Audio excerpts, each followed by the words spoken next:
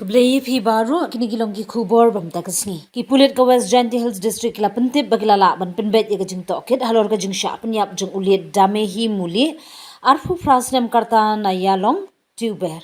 ublalap ye kamet yap jing hakle riat East Jaiñtia Hills hakalai pui tri unaitung arhajar arfriu hadu menta ki Pulit kila kem ye laingut ki basya kynnoh donkti hakini kam Kargum ke jingit hu jong ki Pulit hakalai pui tri unaitung arhajar arfriu ki Pulit ka jawai klayo jingtim Balabar yakawi kakali Maruti Alto Keten ha Gomra Kachar District Assam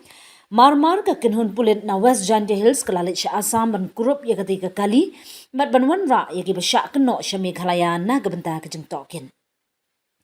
Hadian baki bahay yung jong u balaklat kiliyot hu bakati kakali kadai ka jong u ki Pulit kila register yakaki sapo ka Jawai Police Station ka bakantup yaki kandon 103 1 but 1401 jangka Bharatiya Nyaya Sanhita BNS. Kilai ngut kibla syakem kilong dap jingkmen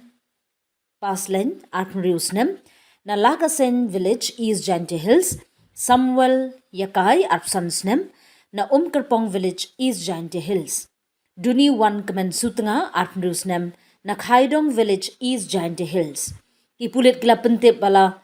mi badra ikini ki laingut hakmat ke yung bishan kat ba ka jing toket kadang ya chakmat banum yaki sakhi satar badban penshishay ka jing ya jongane ka kampanyam shu ki Pulit ka West Jaiñtia Hills kila ai jingero iki Pulit ka Ghamra Kashar District Assam kibla ai jingye trailang ka state bat jingerap ka kongsan ha ka jingyo kam yaki basya kynnoh bat ka jingyo kurup ya ka kali Kila kenturu yang kipat ba bakin long ki bahusiar bat sumar bhai kali jongki bat ban pentip mador syaka police emergency helpline 112 lada kilap ya kenu ga jingjiane jingkynnoh bam syangnya